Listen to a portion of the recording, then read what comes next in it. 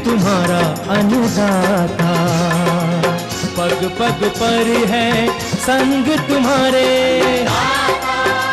अन्नदाता।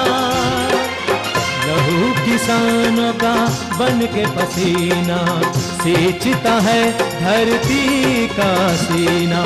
मेहनत का तेरी हक दिलवाने, नई तकनीक नई खोज बताने।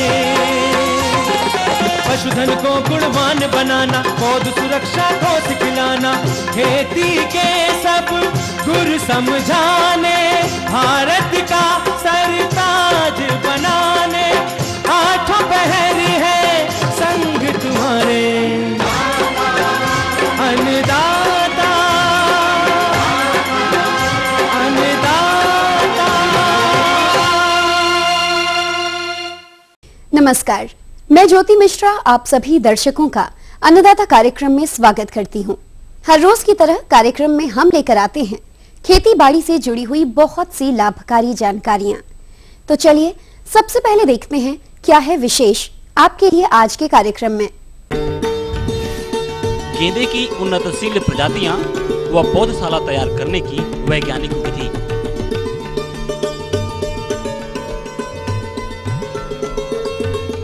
प्याज की फसल में समसामयिक प्रबंधन कार्य।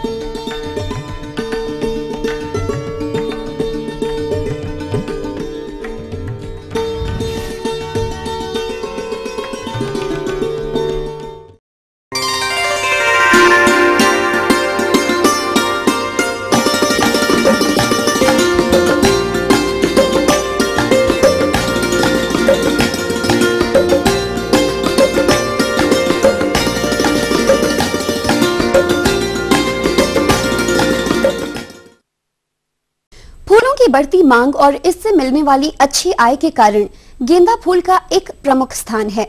यदि हम गर्मी मौसम में गेंदा फूल की खेती की बात करें, इस फूल से अच्छी आय मिल जाती है। यदि आप भी इस समय इसकी खेती करना चाहते हैं तो ये उसके लिए गेंदा नर्सरी डालने का उचित समय चल रहा है। लेकिन प्रायः देखा जाता है किसान भाइयों द्वारा इसकी नर्सरी प्रबंधन, बीजों का चयन से लेकर खाद उर्वरक प्रबंधन में कमियां कर देते हैं। परिणाम स्वरूप आपकी नर्सरी से कम संख्या में कमजोर पौध दिखाई देती है। अतः आपको गर्मी में गेंदा की सफल खेती करने के लिए नर्सरी प्रक्रिया में कौन-कौन बिंदुओं पर ध्यान देना होगा, इसकी संपूर्ण जानकारी दे रहे हैं कृषि विज्ञान केंद्र काशीपुर के डॉक्टर DS सिंह। किसान भाइयों, गेंदा का फूल ऐसा है जो कि साल भर फूल इससे प्राप्त किए जा सकते हैं और इसकी साल में 3 बार नर्सरी पड़ती है। इस समय जो है आप जो है नर्सरी डाल सकते हैं जो कि जनवरी से लेकर फरवरी के महीने तक पड़ेगा। अगर आप जनवरी में नर्सरी डालते हैं तो फरवरी में उसका पौधरोपण करेंगे। अगर आप फरवरी में नर्सरी डालते हैं तो मार्च में उसका पौधरोपण करेंगे।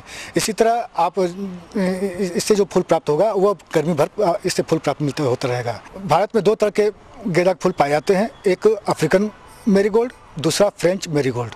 अफ्रीकन मैरीगोल्ड के फूल बड़े होते हैं, पौधे बड़े होते हैं। फ्रेंच मैरीगोल्ड के पौधे छोटे और फूल भी छोटे होते हैं। ये 2 तरह के तरह पाया जाता है फ्रेंच मैरीगोल्ड, जिसमें कि पीला भी होता है, लाल भी होता है और इन दोनों से मिश्रित रंग वाला भी मिलता है जिसको स्कारलेट टाइप के बोलते हैं। वो भी फूल प्राप्त होते हैं और इनसे हम साल भर प्राप्त कर सकते हैं। जो प्रचलित प्रजातियां हैं वो है अपोलो, मूनसेट, मेरिनार, आपका एस्टेक, स्पेस एज, यह है अफ्रीकन प्रजातियाँ। दूसरी है आपका टीना, बोटीना, जिप्सी डांसर, गोल्डन बॉयज़, ये जो है फ्रेंच प्रजाति की प्रजातियाँ हैं। इंडियन जो है भारतीय जो प्रजाति है, एक है पूसा नारंगी, दूसरा है पूसा बसंती, जो कि भारतीय कृषि अनुसंधान परिषद पूसा द्वारा विकसित की गई है। इनको आप लाएं और अच्छी प्रजातियों का ही हमको खेती करना चाहिए। किसान भाइयों, अगर इनकी नर्सरी हमको तैयार करनी है 1 हेक्टेयर के लिए, तो 1 हेक्टेयर के लिए आप 10 मीटर लंबी, 1 मीटर चौड़ी और 15 सेंटीमीटर ऊंचाई के 20 क्यारियाँ बनाकर इनको हम बोएं। बोने से पहले जो क्यारियाँ हम तैयार करेंगे उसमें अच्छी सड़ी गली गोबर की खाद और उसमें बालू मिलाकर थोड़ा सा उसको करते हैं। और यदि हमको मालूम है कि इसमें रोग बहुत ज़्यादा लगते हैं इस मिट्टी में, तो हम उसको फॉर्मल्डिहाइड से ट्रीटमेंट कर लेते हैं। इसमें क्या है कि 100 लीटर पानी में 10 ml फॉर्मल्डिहाइड दवा जो है उसका प्रयोग करके उसको पॉलीथीन से ढक देते हैं 4-5 दिन के लिए। 4-5 दिन के बाद इसको हम फिर खोल के इसको खुले हवा में छोड़ देते हैं और उसका हम जो है गुड़ाई करके इसके अंदर से जो गैस को निकालने की कोशिश कर देते हैं, जिससे गैस निकल जाती है तो फिर इस पर हम बिजाई करते हैं। बिजाई के लिए हमको अगर पौध गलन की समस्या हमारे क्षेत्र में ज़्यादा आती है तो हम इसको बावेस्टिन से इसका ट्रीटमेंट करके तब इसका हम बीज शोधन करें। बीज शोधन के लिए कम से कम जो है 2 ग्राम पर केजी के हिसाब से इस दवा का प्रयोग कर इनको हम बोएं। बीजों को कतारों में बोकर ऊपर से पत्ती की छनी हुई सड़ी खाद से ढक देते हैं। जब तक बीज जमना शुरू न कर दे हजारे से ही पानी देना चाहिए। कम से कम 1 महीना पुरानी जो नर्सरी हो उसी को हम प्रयोग करें पौधरोपण कार्य हेतु।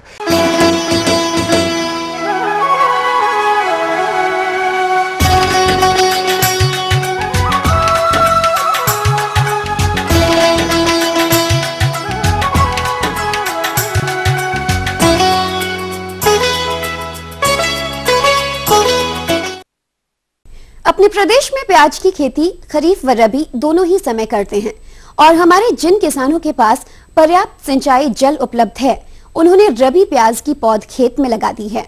अब यदि इस फसल से अधिक उपज लेना है तो इस फसल में पौध रोपाई के बाद वैज्ञानिक संतुतियों को अमल में लाना जरूरी है, जैसे कि खरपतवार नियंत्रण, सिंचाई, उर्वरक एवं पौध सुरक्षा उपाय इत्यादि। हमारे एक प्रगतिशील कृषक भरत क्षेत्रपाल मौजूद हैं। आइए जानते हैं उन्हीं से कि प्याज की रोपाई के बाद कौन कौन से समसामयिक कार्य करने हैं। ये लाइट रेड वैरायटी है और इस वक्त 15 दिन हो चुके हैं, लगभग 15 से 20 दिन हो चुके हैं। लगाने के बाद में हमने इसमें ऑक्सीगोल्ड का छिड़काव किया है ताकि खरपतवार वगैरह कम उगे या ना उगे उसके हिसाब से। अभी जब तक हम इसमें कोड़ा नहीं करेंगे तब तक इसमें खरपतवार नहीं उगेगा उस दवा की वजह से, जिसकी की मात्रा हमने लगभग 15 ml ली है कि चूँकि 15 दिन लगभग हो चुके हैं और 10 दिन के बाद में इसमें हम अभी गुड़ाई वगैरह का प्रबंधन शुरू करेंगे। और साथ ही इसमें अभी हमने खाद का प्रबंधन भी शुरू कर दिया है, जिसमें लगभग प्रति एकड़ हम लगभग 2 किलो यूरिया और 2 किलो पोटास की मात्रा अभी हम दे रहे हैं इसको, और थोड़ा बहुत सल्फर और उसका स्प्रे किया जा रहा है ताकि उसको बराबर गर्मी मिलती रहे इस मौसम को ध्यान में रखते हुए।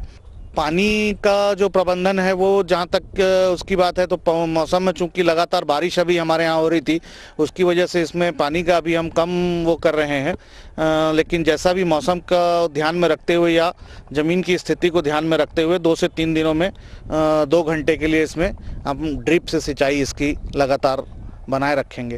उन्हीं चीज़ों का हमको ध्यान रखना होगा। साथ ही कुछ फंजीसाइड वगैरह का इस्तेमाल इसमें बीच बीच में करना पड़ेगा। इसके अलावा इसमें किसी किस्म की विशेष दवाओं की जरूरत हमें नहीं पड़ती है।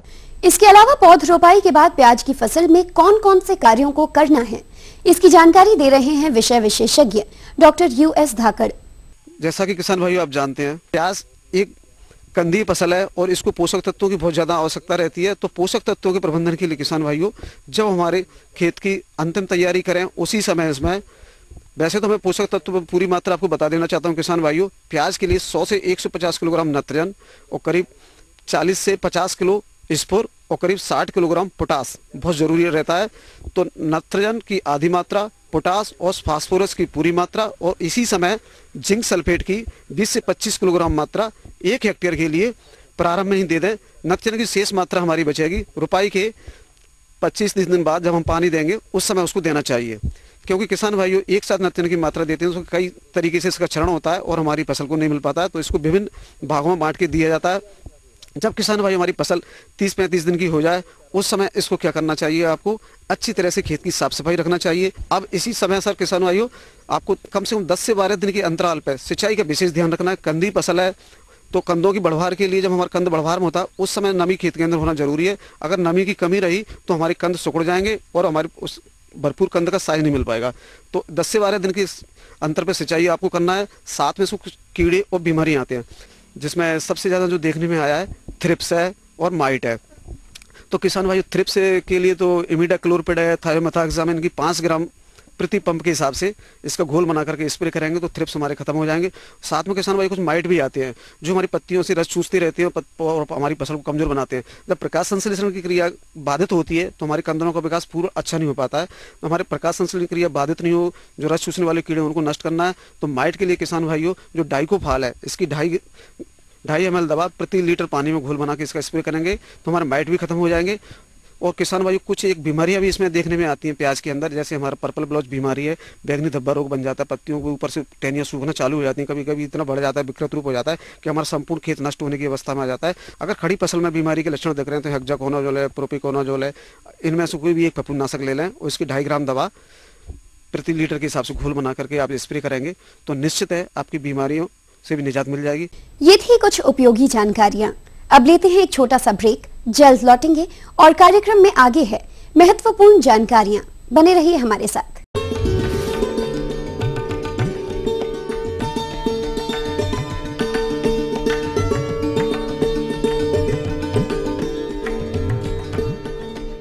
राख एक सस्ता और सुरक्षित प्रयोग है जो किसी भी वातावरण में उपयोगी है। राख के उपयोग की जानकारी के लिए एनटीपीसी के राख उपयोगिता विभाग से संपर्क करें। करना घर का काम हो या बनानी हो भीड़ में पहचान, खूबसूरत रहने के नुस्खे भी हैं और फैशनेबल बनने के ट्रिक्स भी। शौक उभारने की पाठशाला भी है और संगनी क्वीन की कहानी भी। ये सब और बहुत कुछ सिर्फ संगनी फॉर टुडेज वुमेन के साथ।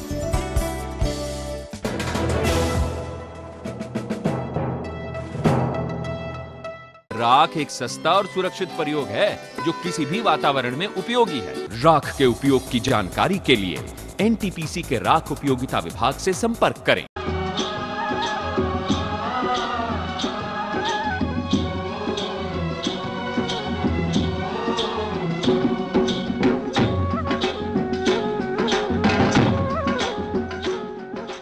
ब्रेक के बाद एक बार फिर से आप सभी दर्शकों का अन्नदाता कार्यक्रम में स्वागत है। बढ़ते हैं अगली प्रस्तुति की ओर।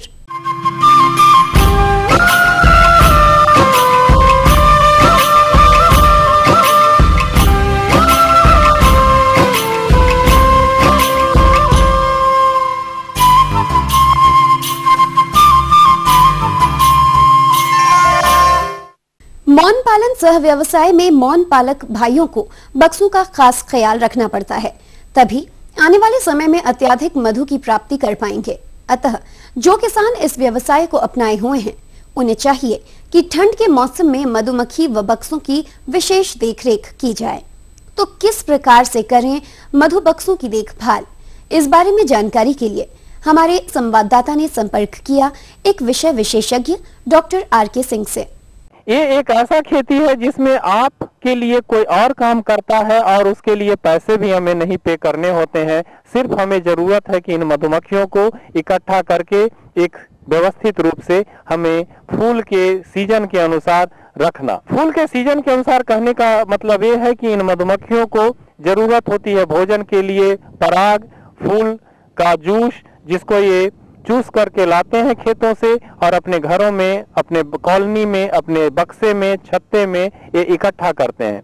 मुख्य रूप से देखा गया है अभी जाड़े के दिनों में आप जानते हैं कि मधुमक्खी बहुत ज्यादा मात्रा में शहद को इकट्ठा करती है। क्योंकि आपको मालूम है कि इन सीजन में सबसे पहले सरसों का फसल आता है। इसके साथ साथ देखा गया है रबी फसल जैसे धनिया, खेसारी, इन सब फसलों से भी मधुमक्खी अपना शहद इकट्ठा करती है। और पूरा का पूरा जो है इन सीजन में, हमें इस सीजन में अगर बात की जाए तो जनवरी से लेकर के मार्च तक करीब काफी अच्छे मात्रा में हमें इन क्षेत्रों से शहद का उत्पादन होता है। इसके बाद जब ये सीजन समाप्त होता है तो लीची का सीजन आने लगता है फरवरी के बाद। इन शहद के अलावे आपको और मालूम होना चाहिए कि जहाँ पे जामुन का पौधा हो, नीम का पौधा हो, उनसे भी शहद प्राप्त की जाती है।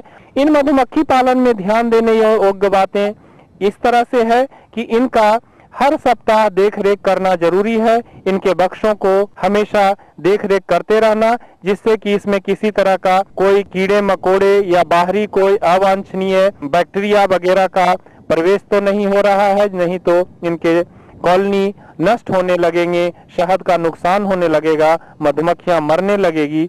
उसके साथ साथ इन बातों को भी ध्यान रखना होता है कि ये मधुमक्खी में ऐसा तो नहीं हो रहा है कि रानी मधुमक्खी की संख्या बढ़ रही है। अगर रानी मधुमक्खी की संख्या बढ़ेगी तो वो अपना दूसरा परिवार बसा लेगा, जो कि आपके बक्से को छोड़कर कहीं और एक परिवार को तोड़कर लेकर चला जाएगा, जो काफी हमारे मधुमक्खी पालक भाई को काफी नुकसान का सामना उठाना पड़ता है। इसमें सबसे जो बड़ी बात होती है, मधुमक्खी पालक भाइयों को हमेशा पूरे साल भर के लिए बक्से को एक ही जगह रखना उचित नहीं होता है। इसको समय समय पर हम बक्से को इधर उधर स्थानांतरित करते रहते हैं। जिस तरह का फूल की उपलब्धता होती है उस अनुसार से हम बक्से को चेंज करते रहते हैं, स्थान में परिवर्तन करते रहते हैं। खास करके इसमें तब बात आती है मधुमक्खियों को मुख्य रूप से इसको बचाने की बात मुख्य रूप से बारिश के दिनों में आती है, गर्मियों में आती है, जब फूल की मात्रा काफी कम हो जाती है। तो इसके विकास के लिए, इसके सर्वाइवल के लिए बाहर से हम चीनी की को भी देते हैं, जिससे कि इसकी भोजन की आपूर्ति होते रहे। तो इस तरह से किसान भाई अगर बखूबी ध्यान दें तो देखा जाता है कि एक बक्से से 15 से 25 किलो शहद प्राप्त की जा सकती है और इससे अच्छी आमदनी प्राप्त की जा सकती है।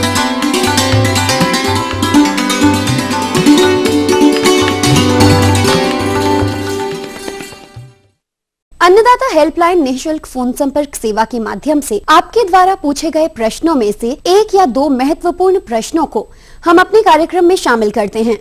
इसी के तहत आज का चयनित प्रश्न और इसका जवाब इस प्रकार है। निःशुल्क अन्नदाता हेल्पलाइन में आज हमने जिस प्रश्न को शामिल किया है उसे पूछा है भावनाथपुर मऊ के भरत कुमार ने।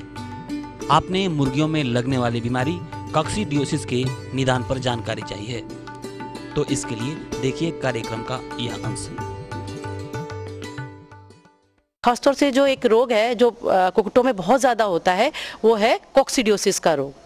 ये जो रोग है ये परजीवी रोग है जो कि कुक्कुटों के खासतौर से जो चूजे हैं 4 सप्ताह की आयु के भीतर में ज़्यादा होता है, वैसे वयस्कों में भी हो जाता है।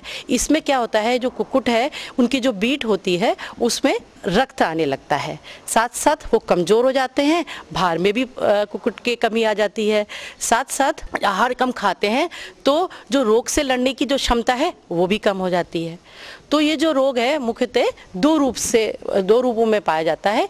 एक तो रोग है अंधांत्र वाला जो रोग है, ये मुख्यतः छोटे चूजों में होता है, और दूसरा जो रोग है वो है आंत्र वाला रूप, ये मुख्यतः वयस्कों में होता है। लेकिन ऐसा नहीं है कि एक ही तरह हो, कभी कभी ये दोनों तरह के रोग एक ही में भी हो सकते हैं।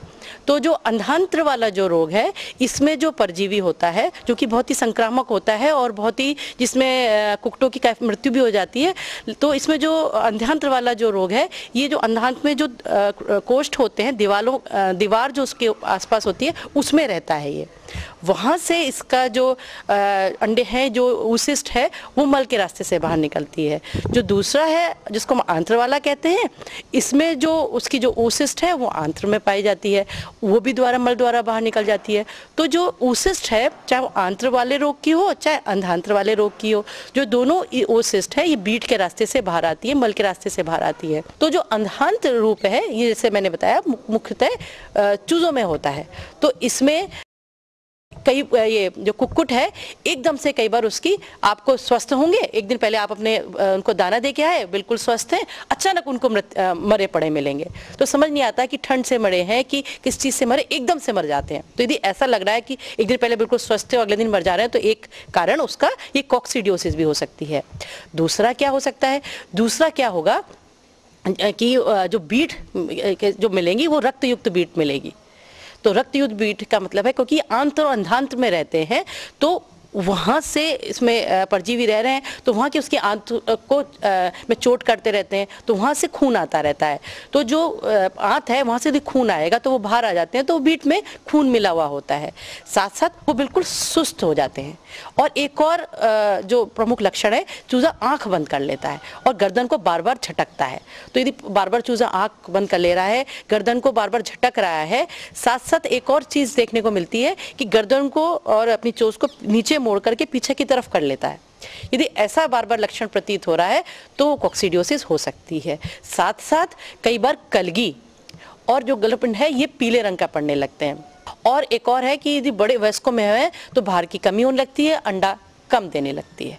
कई बार क्या होता है, यदि वयस्कों में हो रहा है, आंत्र रूप हो रहा है, तो खून मिक्स बीट के साथ साथ कई बार हरे रंग के रस भी मुर्गी करने लगती है। जो बीट है वो हरे रंग की भी होने लगती है। जैसे मैंने बताया बहुत घातक रोग भी है और साथ साथ इसमें मृत्यु दर बहुत ज़्यादा नहीं होने के तो नहीं होती, लेकिन उसमें जो अंडे जो मुर्गी दे रही थी वो कमी आ जाती है। तो इसमें करीब हमने देखा है कि जो 6 से 8 सप्ताह के हो गए या 4 सप्ताह के, तो उससे 20 से 40% तक भी कई बार मोर्टेलिटी हो जाती है। तो यदि हम जो चूज़ों में अधिक है इसकी मोर्टेलिटी, वयस्कों में कम है, वयस्कों में अंडा देने की जो क्षमता है वो ज़्यादा कम हो जाती है, भार कम हो जाता है, तो उत्पादन क्षमता कम हो जाती है, जिससे जो कुक्कुट पालकों को उत्पादन क्षमता में बहुत कमी आ जाती है।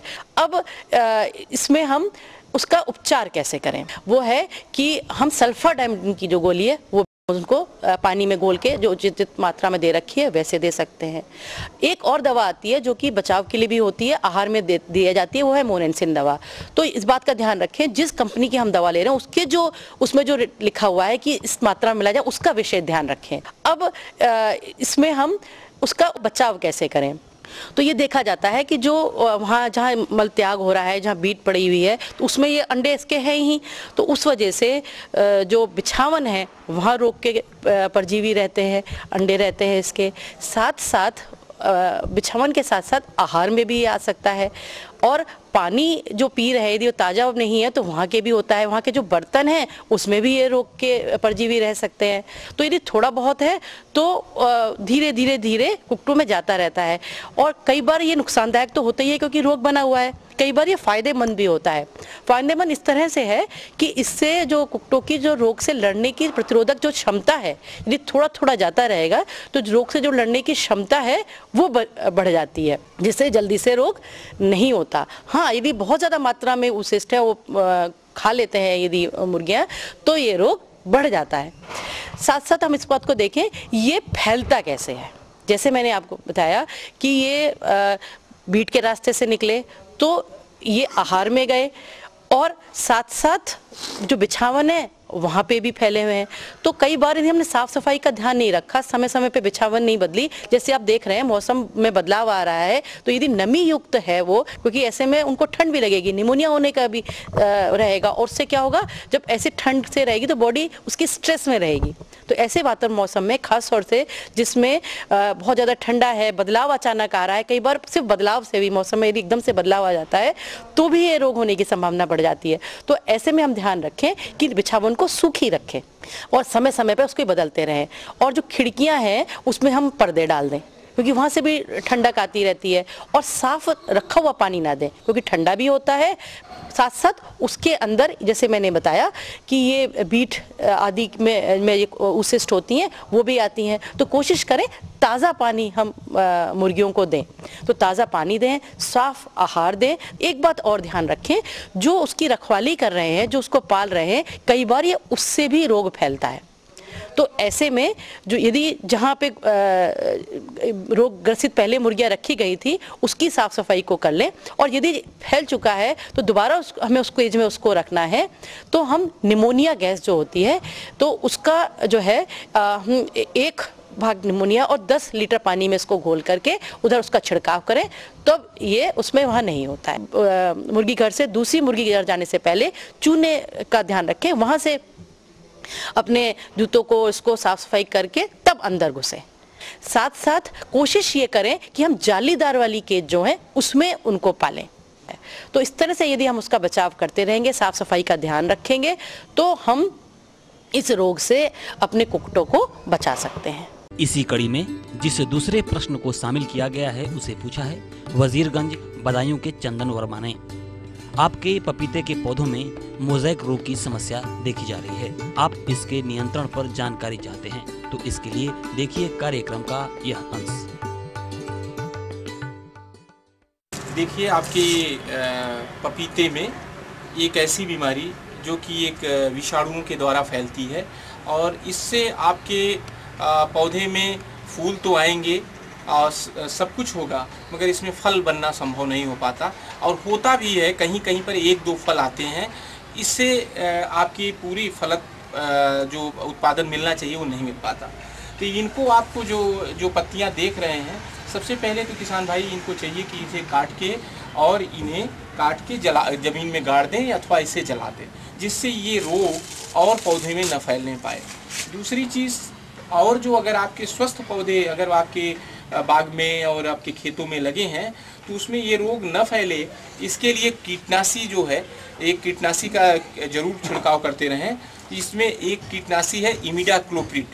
इमिडाक्लोप्रिड 0.25 मिलीलीटर प्रति लीटर पानी के हिसाब से मिला के छिड़काव कर सकते हैं किसान भाई। उसके अलावा मोनोक्रोटोफास, जिसकी 1.25 मिलीलीटर प्रति लीटर पानी के हिसाब से किसान भाई इसका छिड़काव कर सकते हैं। इस तरह से अगर आप रेगुलर 15-20 दिन पर 2 बार कर देंगे तो इस बीमारी को फैलाने वाले जो वो हैं इंसेक्ट्स हैं वो नहीं फैलेगी, और इससे आपका ये जो खास तौर से ये बीमारी है पपीते में लगी हुई, ये दूर हो जाएगी।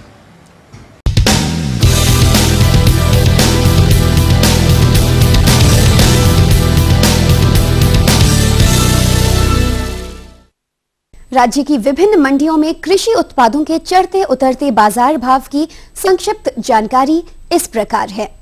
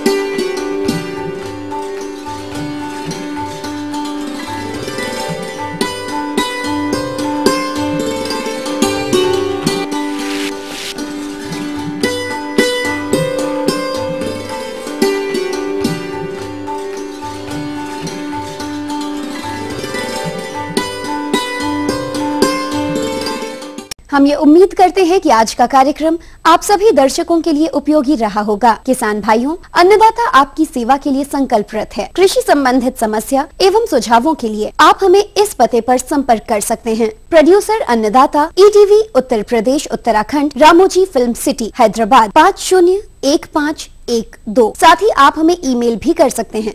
हमारा ईमेल है annadata.up@etv.co.in। इसके अतिरिक्त आप हमें निःशुल्क हेल्पलाइन नंबर 1800-4254-085 पर शाम 5 से 6 बजे के बीच संपर्क भी कर सकते हैं। फिलहाल अन्नदाता की पूरी टीम को इजाजत दीजिए। कल फिर इसी समय आपसे मुलाकात होगी कृषि संबंधित कुछ और रोचक जानकारियों के साथ। नमस्कार।